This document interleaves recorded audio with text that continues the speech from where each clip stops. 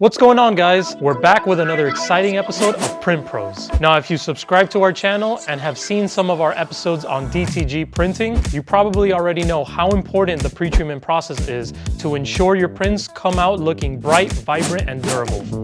That being said, there is one very common issue that many people experience when pre-treating their garments for DTG. What I'm referring to are box stains. So what are box stains? To put it simply, box stains are square discolorations that appear wherever you applied your pretreatment liquid after the pretreatment and the curing process. These stains can be pretty annoying, but they are actually very common and preventable if you follow some of the tips that I'm going to be sharing with you in today's episode. So make sure to watch this video all the way through because the information you're about to get is going to come in handy when you're working on those DTG prints. Before I jump into today's episode, make sure to subscribe to our channel and smash that like button. Now, without further ado, let's go over some common causes for box stains, how you can avoid them, and what should you do to remove them.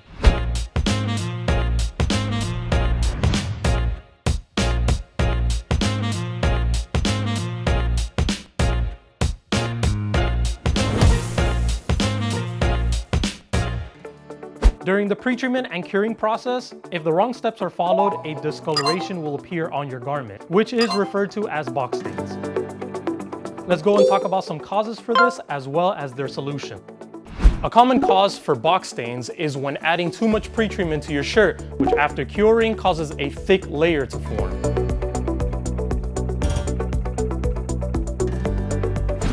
Now I know what you're thinking, just use less pretreatment, right? Well, unfortunately, it's not that simple.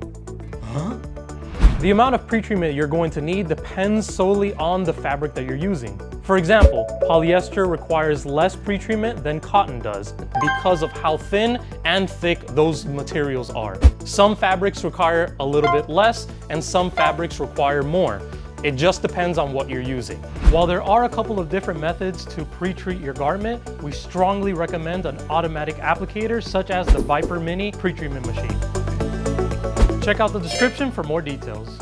We recommend this machine because it's lightweight, easy to use, and you can regulate the speed at which you apply your pretreatment liquid. For the best results, make sure that you're using light pressure on your trigger and make sure you're spraying a consistent mist over your fabric. For more information on how to properly apply your pretreatment, check out the links in the card above and in the description below. Another common cause for box stains is adding too much pressure during the curing process. The use of high pressure will crush the liquid's particles in the fabric surface, causing visible stains. Brian the Science Guy. Brian the Science Guy. Science rules.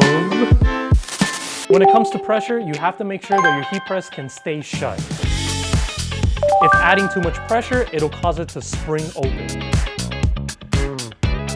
Just like too much pressure, applying too much heat can cause your pretreatment liquid to become scorched, which can leave stains on your garment.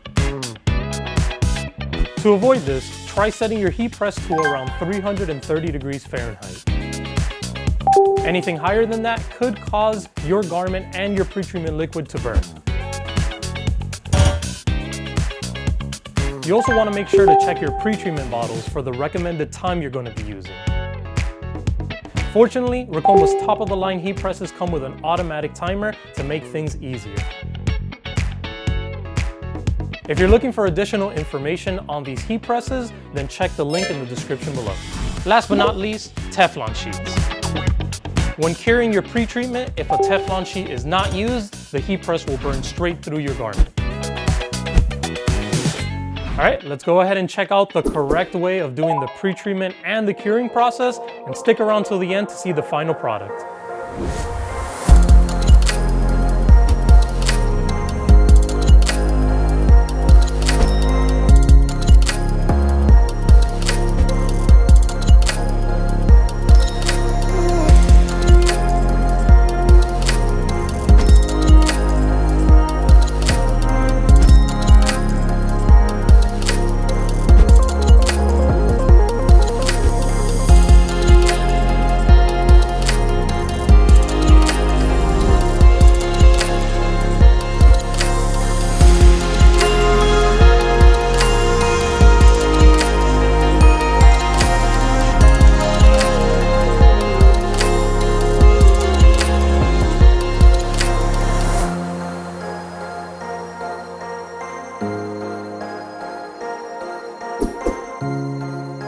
Now, from time to time, accidents will happen, especially when you're just starting out. So what do you do if you end up getting box stains on your clothing? Well, you have a few options. Your first and simplest option is to wash your garments 2 or 3 times in a standard washing machine.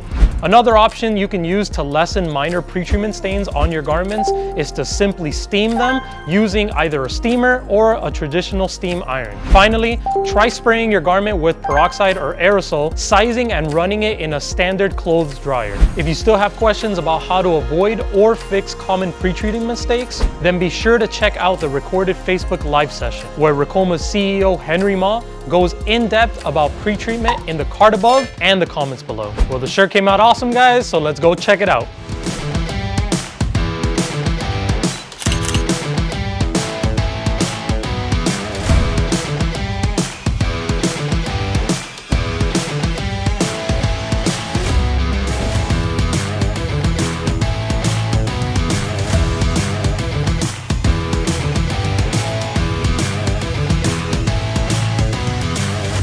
Now that you're aware of some tips and tricks to avoid box stains and how to remove them if they do occur, you'll be well on your way to printing high quality garments. For an in-depth tutorial of how to print a t-shirt from the pre-treatment process until the final press, watch the video that I've linked in the description below. Well, that's it, guys.